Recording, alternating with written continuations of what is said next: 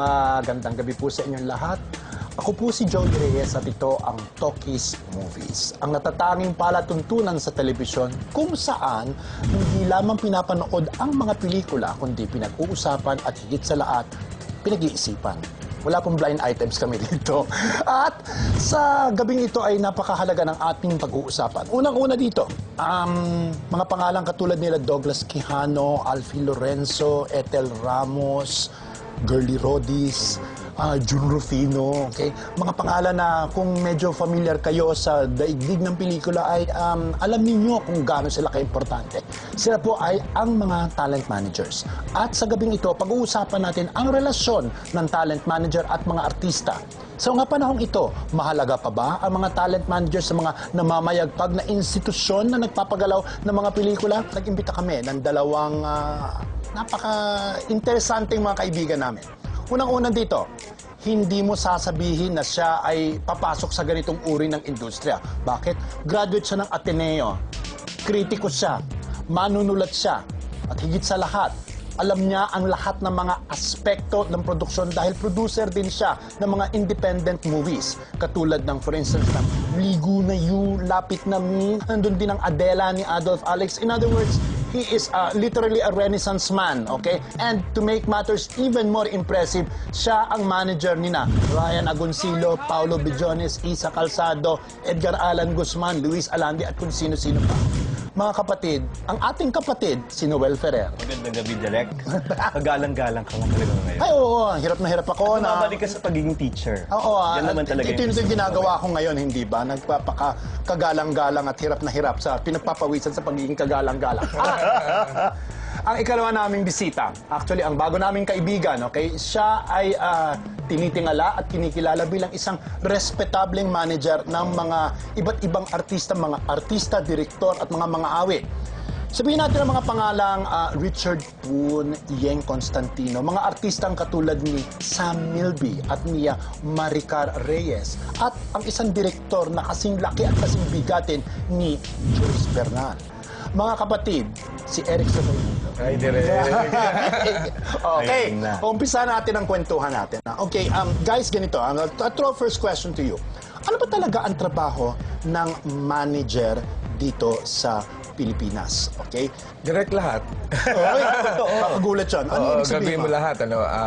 Booking agent ka, yung design the career path ng artista. Okay. Ikaw rin nakikipag-usap sa mga kukuha ng publicist nila, lahat, pati look nila, pati branding nila, negotiations, lahat ginagawa mo. Do you usually discover the artist o sila ay nilalapit sa'yo?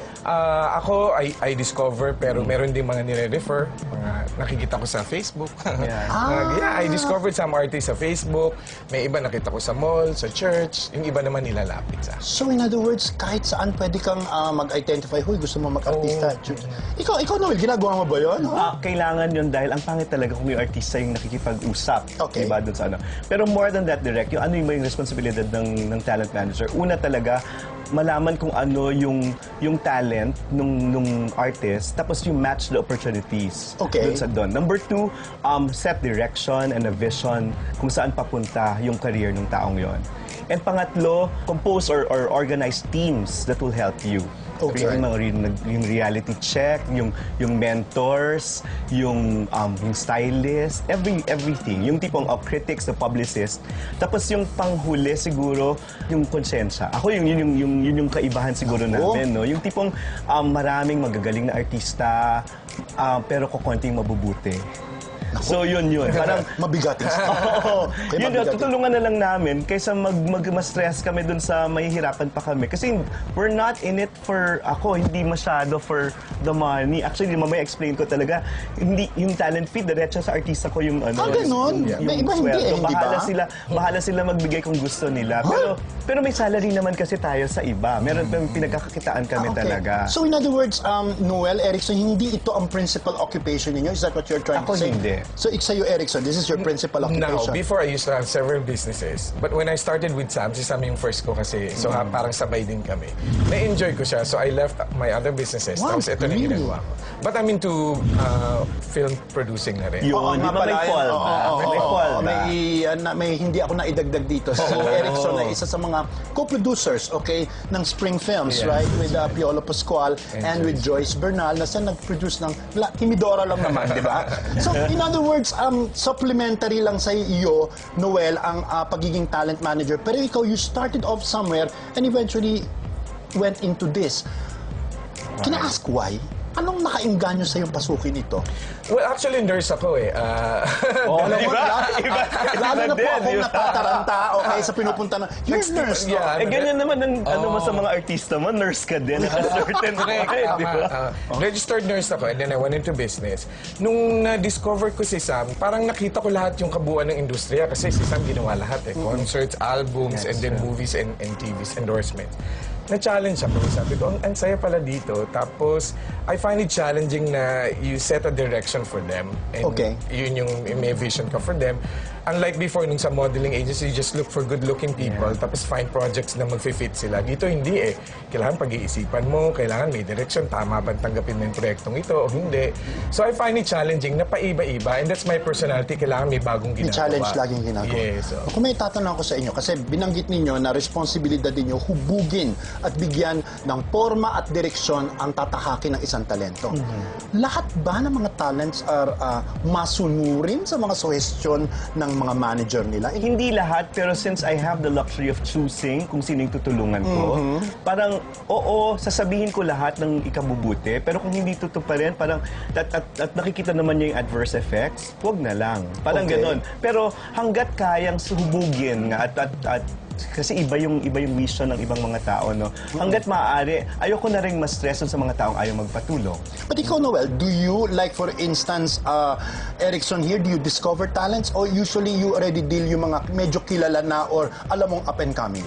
Ako kung may exceptional talent. Kunyari si Edgar, hinabilin sa akin ni pwedeng magawa. So sabi ko, o yan, paartihin ng maayos, pasayawin ng maayos, pakantahin ng maayos. Kasi nagagawa naman niya. But Okay. it needed the boost.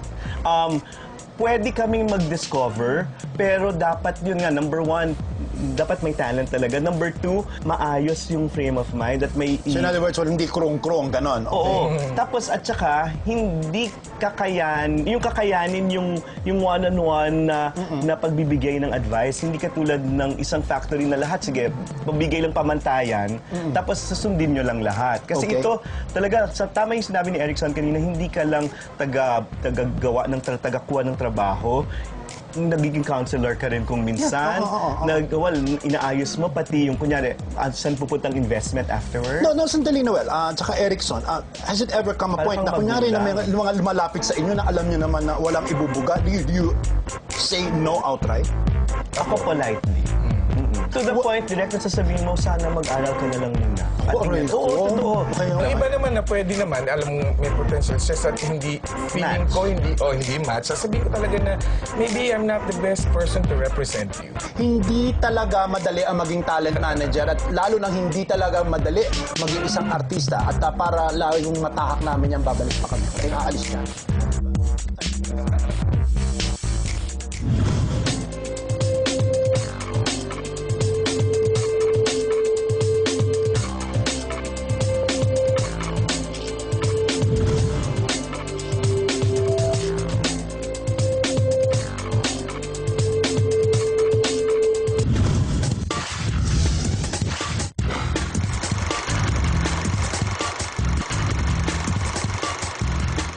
This is my lawyer. This is my law. Let's get down to business. I'm sure it was explained to you by a lawyer about the Boston Tex law. Shall be punished by imprisonment of not less than 30 days, but not more than a year. Yes! Victory is mine! Of all the things I've ever done. Ay nako, ito po tayo sa Talkies Movies. Dire-diretso pa ang ating kwentuhan, okay? At pinag-uusapan natin ang role ng mga talent managers sa buhay ng mga tar kids, okay? Alright, aminin natin, mga tao ang mga artista. Trabaho rin ba ng isang talent manager na, how shall I put it, protektahan ang kanilang mga talento kapag may mga hindi magagandang mga pangyayaring nagaganap sa kanilang buhay? Noel, to what extent? Ako, direct, pero yung rule ko, huwag magsisinungaling. Aha. Kung magsisinungaling ka na rin lang, tumahimik ka na lang. Ako, kung merong masamang nangyari, mas magandang ipakita kung ano yung mas mabuti mo magagawa. The best weapon, your best weapon is a good work and a good project. So, ibig mong sabihin kung mayroong hindi magandang nagawa ang talento mo, ipapaamin mo sa kanya yon. Pwedeng ipaamin para matuto, para ipakita sa tao na oo, nadadapa ako, tao ako, na nagbabago ako. Pwedeng ganon. Pwedeng root is, wag paamin or wag magsasalita, pero wag i-deny. Okay. Pero gagawa ka ng mas magandang may In kabutihan. other words, hindi ka gagawa ng magawa ng maganda para lamang Hindi. matabunan. Hindi. Okay. Hindi. Kina-clarify lang. Erickson, Pero ikaw. ito talaga. Bilib ako dito Okay, sa Erickson. ginawa. I agree, I No, I mean, agree. what sort of damage control na ginagawa ng isang talent manager? Iba-iba po eh. Merong katulad nun, pwedeng tumahimik na lang. Minsan mas mahalaga yon.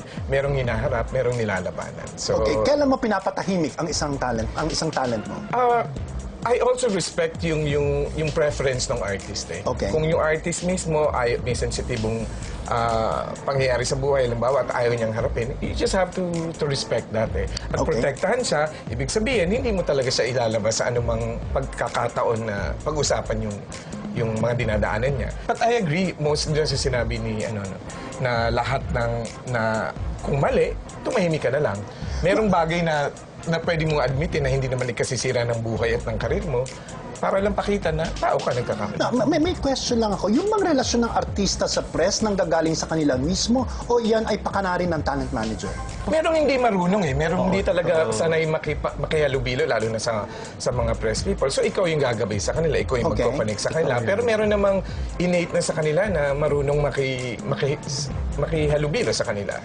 Direk, kasi pipitikin ka ng press kung mali talaga yung ginawa mo eh. Kahit anong bait mo sa kanila, as parang mirror mo yan eh, na tipong, bibigay nila sa'yo yung pinapakita mo sa kanila. Pero hindi ba meron ding mga members of the press na talagang nasa core ng mga damage control?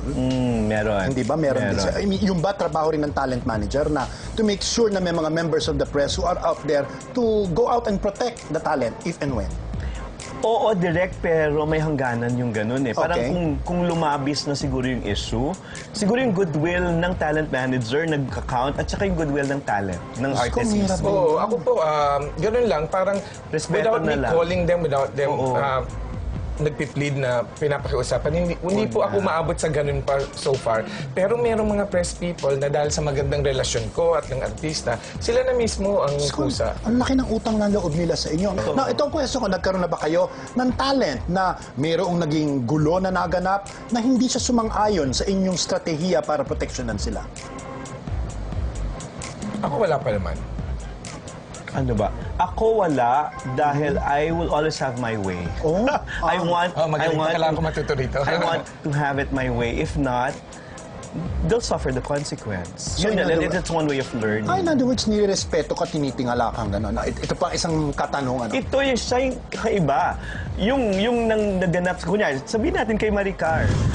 Bilib ako sa ginawa nila kay Maricar direct. Ito pa isang katanungan. Kunyari, nagkakaroon ng relasyon na hindi ikagaganda ng tutumbuking karir ng artista. Hinaharap niyo ba sila at sinasabi niyo, sinasaloob niyo? Or, bahala na si Bruce Wayne? Ako kailangan sabihin, lalo na kung makakaapekto na dun sa career, sa trabaho. Okay. Pero kung if they choose to disregard it, yun na ulit. Parang bahala sila sa posibleng consequences. So, ang maganda lang talaga sa amin, we just give them things to think about, but we don't decide for them. Ikaw ganun ka rin ba, Erickson? From day one po, I made it a point at clear sa akin na wala akong pakialam sa personal na relasyon ng mga artista. Pero meron akong mga punto na kung alam kong makaka-apekto sa career, feeling ko responsibilidad ko na sabihin din yun. So, pero at the end of the day, kung nag-decide sila na i-pursue or gawin yung gusto nilang Bahala gawin, sila. at least alam nila yung consequences. Okay. Sa mga relasyon kasi sa mga personal, may mga certain factors na pinapasok tayo. I want you to react sa mga yan. Number one, mga magulang. Since I'm able to choose my talents, ako alay ko yung magulang. Okay, so Yun. kailangan kakampi mo ang Oo. magulang. Ikaw, Ako Erickson. so far, I'm blessed na kakampi ko yung mga magulang at pag nilapit naman nila yung anak at nag-agree na we will be the team to represent the artist, alam niyo na kung ano rin yung, na kami masusunod career-wise, no? Pero we always listen to them naman. Oh, isa pa, mga boyfriend-girlfriend. I mean, pinipigilan niyo ba? Ako, kung hindi makakatulong. Yun kunyari, kasi alam natin yun, makakatulong kung number 1, you're at your best sa trabaho, sa lahat. Number 2, pumapangit yung artista. Pangatlo, bumabait yung isang tao kung tama yung relasyon. Kailangan ng inspirasyon, Yun, diba? yun yung ano. Alam mong tama yung relasyon kung yun, parang lumalapit din sa Diyos. Alam mo, Erickson, susundin ko nga itong payo ni Noel sa akin isang gabi na kailangan ma-inlove uli ako. Okay. Ikatlo, okay? Ibang talent manager. Has it ever happened to you na nilaglag kayo ng talent ninyo at lumipat sa ibang talent manager? Pug. Ay ako, okay lang, lalo na kung parang mas lalo silang mag-grow sa ibang talent manager. At saka sa amin naman parang mas maayos kasi parang pamilya yung ano, okay, wala na akong magagawa or ikaw hindi ka na rin masaya, so go. Okay. Pero ako direct, sa akin kasi, kung gustong umalis ng artista, okay lang. Ako din. Pumunta sa ibang ano. Wala po akong kontrata sa lahat ng artista ko.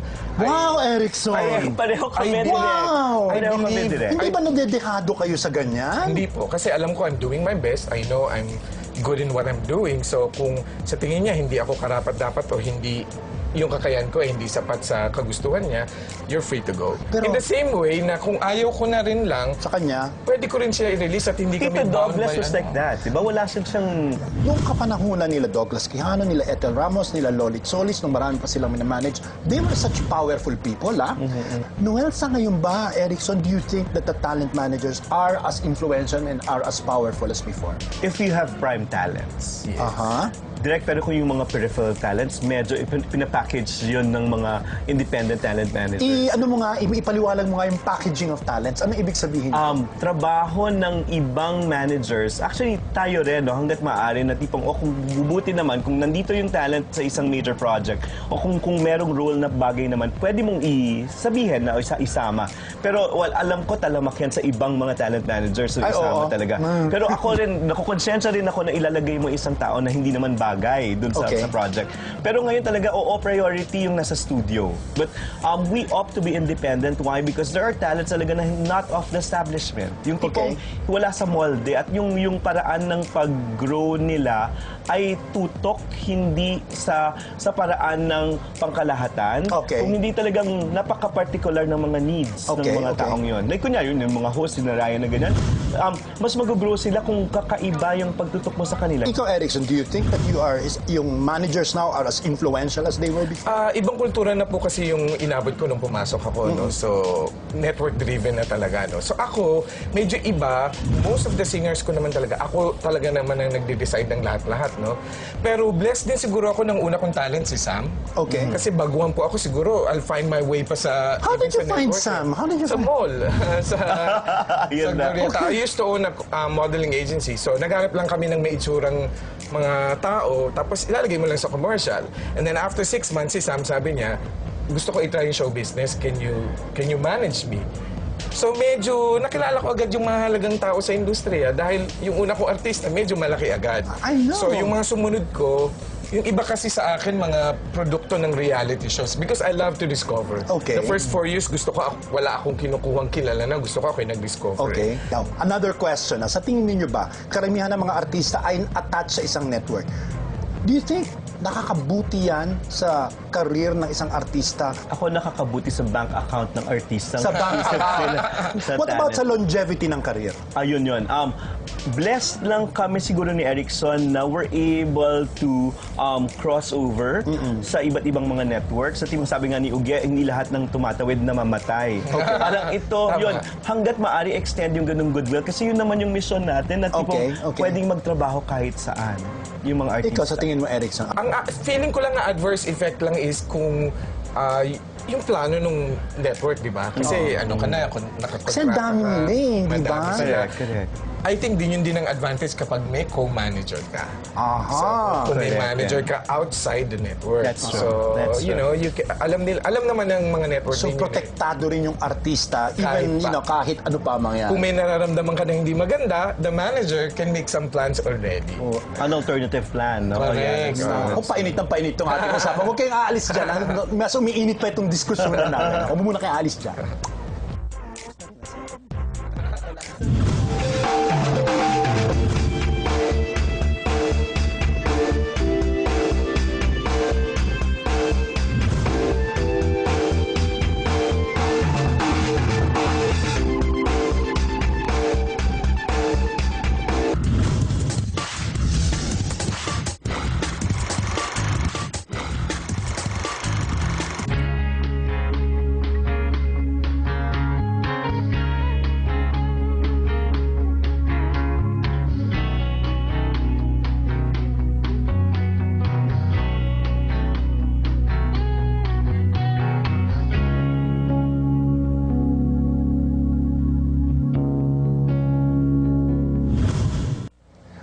ang Talkies Movies at andito pa rin po si Noel at si Erickson. Okay, ito, final question sa inyong dalawa.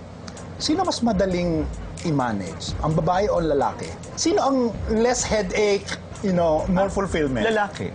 Talaga ba? Kasi pwede silang... Parang kasi Douglas Quijano, Pwede silang magsarili. Like, kunyari, walang stylist na alalahanin, walang mga costume requirements masyado na alalahanin, makeup artist, alam naman natin yan. Na tipong, ang rituales ng mga babae, sobra. Pero, fulfilling when you see them, grabe naman. Pag nakita mo sila sa magazine, sa sinehan, sa TV. Pero Noel, dito sa ating bayan, hindi ba usually ang mga babae ang mas mahaba ang career as stars? Hindi ba? But you still prefer ang mga lalaki? Kasi mas independent. Sila pupili ng sarili ng PA, ang sila assistant. Parang ako hindi alagain. Yun. Hindi talaga alagain. Ikaw, Erickson, ganun ka rin ba? Lalaki din po. Yun yung word. Hindi masyadong alagain. Tsaka mas, syempre yung emotion din, mas controlled. Di ba ang babae masyadong maraming issues. Pero okay naman din. Depende. Meron din naman kasing maaarting mga lalaki. Pero sa akin so far, mas madali yung lalaki i-handle. So, at saka iba yata ang problema na inaakyat ng lalaki sa babae, hindi ba? Oo. Ikaw sa mga talents mo lalaki, anong pinakamalalang problemang inakyat nila without having to name names? Ako kung ayaw magtrabaho dahil na in love, alam mo yun. Nangyayari ba yun? Or naapektuhan talaga. Kasi sila yung nagkocontrol ng relasyon normally. Okay. Diba? Ikaw, Erickson. Usually yun lang, relationship din. So, naapektuhan yung trabaho kapag... So, maswerte kayo, hindi kayo nagkakaroon ng mga talents na nai-involve sa A, droga, B, mga sindikato, Kasi nakakapamili kami ng talents. I see. Kasi kung yun nga, parang kung ikakasama rin lang ng loob namin at pagkatao rin namin, wag na lang. Kasi ito, you represent them, extension ka Ayaw mo ng stress. I know sinabi ninyo na kayo hindi under contract sa inyo mga talents inyo, pero may mga ibang talent managers na talagang di ba kontratado. Kami yata yung pagiging co-managers, yun lang meron tayong Yun lang, contract. oo. Pero yung sa amin, na personal, sa isang regular, normal talent manager at saka isang talent, anong porsyento usually ng kinikita ng isang talent ang kin-take home ng talent manager? the industry norm is 30%, but we 30. feel it's so big. Yeah. Ako yun, yung ano. Ako din. I find it big. Teka, Oo, that's naman. 30% ba after taxes or gross? Sa gross pa Sa yun. gross pa yun direct. Yun yung norm. industry rate. Yun yung Oo, norm. ang daming ganun. Pero kami nga, ako, sabi ko sa inyo, parang nasa kanila yung pera nila. Kung gusto nila magbibigay sila. Same thing with me. All the checks, all the income, they go straight to the artist. Talaga? Para alam po nila. Para hindi ka... Ayun ang pinaka-ayaw ko kasi yung issue magkaroon ng issue sa pera. Okay. Feeling ko yan yung pinaka-dapat hindi maging issue ng isang relasyon. Kayo rin ba in charge din sa mga accountants na mga...